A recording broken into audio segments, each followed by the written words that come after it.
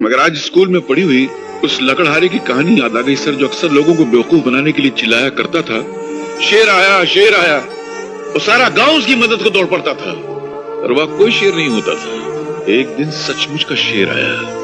उसने तो बहुत चिल्लाया कि शेर आया शेर आया, मगर उसकी मदद को तब कोई नहीं आया। वही हाल मेरा भी है आज सर। कल तक मैं झूठ बोलता था तो सारा जमाना विश्वास करता था, और आज मैं सच बोल रहा हूँ तो एक भी इंसान विश्वास नहीं कर रहा है। हालात शेर बनकर मुझे खा रहा है, मगर जमाना मेरी हालत पे मुस्कुरा रहा है। इस दुनिया में लाखों ऐसे बूढ़े हैं जो या तो अकेले हैं या बेमुरव्वत बेगैरत औलादों के बाप हैं, जो भूख से तड़प तड़प के मर जाते हैं, मगर उनके मुंह में पानी डालने वाला कोई नहीं होता है। अनगिनत अपाहिज हैं जिनकी तीमारदारी करने वाला कोई नहीं है। करोड़ों ऐसे नौजवान हैं जो पढ़ना चाहते हैं, पर गरीबी और मुफलिसी के मजबूत हाथ उनके हाथों से वो किताबें छीन लेती है, वो पढ़ नहीं सकती। ऐसी लटक के खुदकुश करने का क्या मतलब है? अरे जिंदगी तो खुदा की नेमत है, जो नहीं समझा उसकी जिंदगी पे लानत है। अरे मुझे देखो, ये कैसी हालत है मेरी, न पेट में रोटी है, न जेब में ढेला है, कपड़ों को देखो हर 4 इंच पे थेगला लगा हुआ है, फिर भी जी रहा हूँ। लानत है तुम्हारी जिंदगी पर। क्यों? अगर मेरा ऐसा फटा हाल होता तो मैं तो पैदा होते ही फांसी लगा लेता। तुम्हारा हाल तो इस वक्त मुझसे 1000 गुना बेहतर है। अरे साला इस संसार में कौन भिखारी नहीं है, सब भिखारी हैं। हम पेट के भूखे हैं, रोटी के पीछे भागते हैं, इसलिए रोटी की भिखारी हैं। ये साले दौलत के चाहने वाले दौलत के भूखे हैं, इसलिए दौलत के पीछे भागते हैं, दौलत के भिखारी हैं। ये कुर्सी को चाहने वाले वोटों के पीछे भागते हैं, क्योंकि ये वोटों के भिखारी है। अपने मन से देखो तो इस संसार में हर इंसान हर घड़ी किसी न किसी चीज के पीछे भागता रहता है। हर इंसान किसी न किसी चीज का भिखारी है। फर्क इतना है कि कोई भिखारी जिसकी तकदीर अच्छी होती है वो अच्छाई बटोर लेता है, और जिसकी तकदीर खराब होती है वो बुराई बटोर लेता है। क्या माँ, गाली तो गरम गरम दे रही हो, चावल बासी दे रही हो। ऐसा चावल चूहे नहीं खाते, तुम मेरे खिला रही हो। अरे चाचा, तू कहीं का महाराजा नहीं, भिखारी है भिखारी।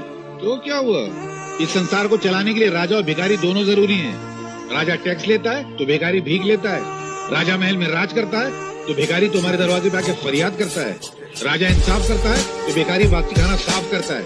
तुम्हारे दरवाजे पे आके अगर मैं भीख मांगता हूँ ना तो तुम मेरे पे एहसान नहीं करती हो, मैं एहसान करता हूँ, मालूम। एक अकेला दुख है जो चेहरे बदल बदल कर इंसान के सीने से चिमटा हुआ रहना चाहता है, मगर इंसान इतना बेवकूफ है कि उस वफादार दोस्त को ठुकरा कर बेवफा सुख की तलाश में भटकता रहता है।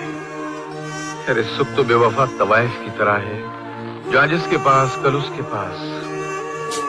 अगर इंसान दुख से दोस्ती कर ले तो फिर जिंदगी में कभी उसको सुख की तमन्ना ही नहीं रहेगी। तो मोहब्बत से मिटा जरूर है, मगर मोहब्बत के फलसफे को नहीं समझा तू। बहुत ऊंचा फलसफा है, और मैं यहाँ तेरी शरारतों को रब्बू करने आया था। तेरी बदतमीजों को रब्बू नहीं कर सकता मैं जा रहा हूँ। अरे क्या, मुझे किसी की जरूरत नहीं है।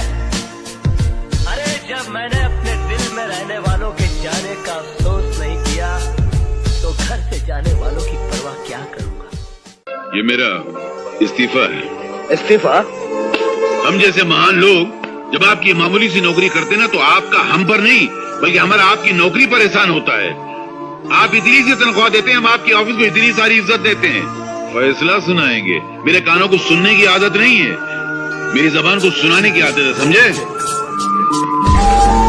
और एक बात और, आप मुझको नौकरी से अलग नहीं कर रहे हैं, बल्कि मैं आपको मालिक बनने से अलग कर रहा हूं। इस फकीर की एक बात याद रखना, जिंदगी का अगर सही लुत्फ उठाना है ना तो मौत से खेलो। सुख में हंसते हो तो दुख में कै लगाओ, जिंदगी का अंदाज बदल जाएगा। बेटे, जिंदा है वो लोग जो मौत से टकराते हैं, मुर्दों से बदतर है वो लोग जो मौत से घबराते हैं। सुख को ठोकर मार, सुख को अपना। अरे सुख तो बेवफा है, चंद दिनों के लिए आता चला जाता है, मगर दुख तो अपना साथी है, अपने साथ रहता। ये अनाथ आश्रम सब नाम के होते हैं, असल में ये मुसीबत आश्रम होते हैं। अनाथ आश्रम में जो बेचारे बच्चे पलते हैं वो भूख प्यास गरीबी जुल्म मार सहते सहते बड़े होते हैं, और जब बाहर निकलते हैं तो आधी मुजरिम बन चुके होते हैं। साहब, मैं तो कहता हूँ रुपये में 12 आना जो मुजरिम है वो सब अनाथ आश्रम की पैदावार है। इंस्पेक्टर साहब, आप अपनी इस वर्दी को हटाकर अपने खूबसूरत से दिल से सवाल कीजिए कि ये मासूम, ये छोटा फूल सा मासूम अनाथ आश्रम में पढ़ने के लायक है क्या? हम लोगों ने हिंदुस्तान की आजादी में खून इसलिए बहाया था कि भारत के भविष्य का बोझ उठाने वाले छोटे से मासूम कांधे अनाथ आश्रम में पलकर बड़ा होंगे। कसूर तुम्हारा नहीं है बेटे, मेरा है। मैंने कांटों को इज्जत की जमीन पर बोकर अपने खून से सींचने की कोशिश की थी, पर मैं भूल गया था कि कांटे सिर्फ जख्म दे सकते हैं, खुशबू नहीं दे सकते। जीते रहो बेटा।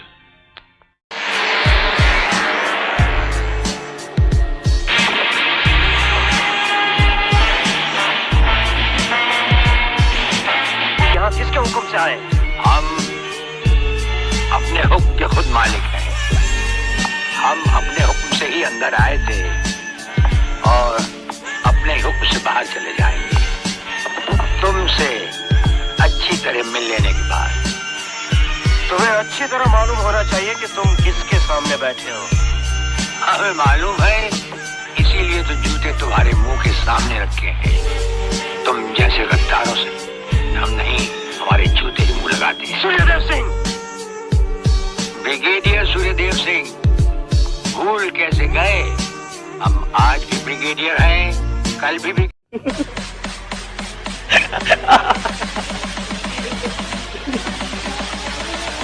इसलिए देवी जी, इस औंधी दुनिया को सीधा देखना हो तो सर के बल खड़ा होना।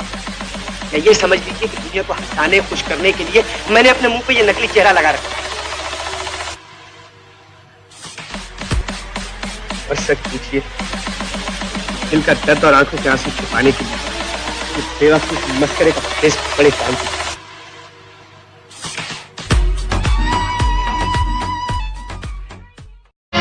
नमस्ते कलेक्टर साहब,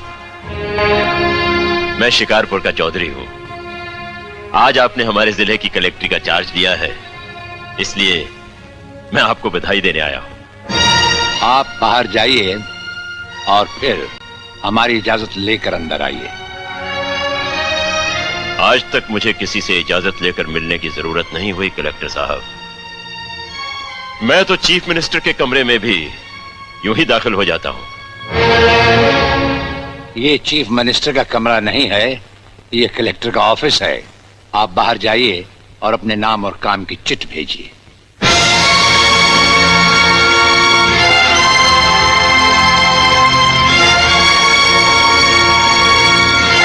तुम जैसे कमीने औलाद को मार डालना बेहतर होगा। देखता हूँ आज तुम्हें कौन बचाता है। प्रलयनाथ, तुम बीच में मत बोलो जीवनलाल। इस कमीने ने आज मेरी इज्जत मिट्टी में मिला दी है। मैं इसे जान से मारू। बात क्या है? क्या किया है इसने? बेटे रसिक, बताओ क्या बात है। अंकल मैं हाँ हाँ बोलो, डरो मत। अंकल मैं एक लड़की से मोहब्बत करते हो, यही ना? हाँ। तुम भी कमाल करते हो प्रलयनाथ।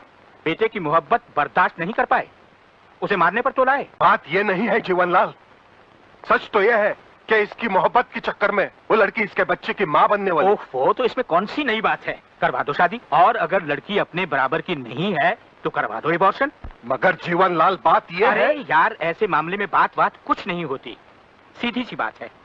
अगर वो लड़की नहीं मानती तो पैसे वैसे देकर अपनी जान छुड़वा लो, और अगर फिर भी नहीं मानती तो तुम्हारे लिए किसी की जान लेना कौन सी नई बात है। प्रलयनाथ, तुम तो खामखा उस लड़की के लिए अपने बेटे की जान के पीछे पड़े हो। दरअसल बात ये है जीवनलाल कि वो लड़की तुम्हारी बेटी राधा है।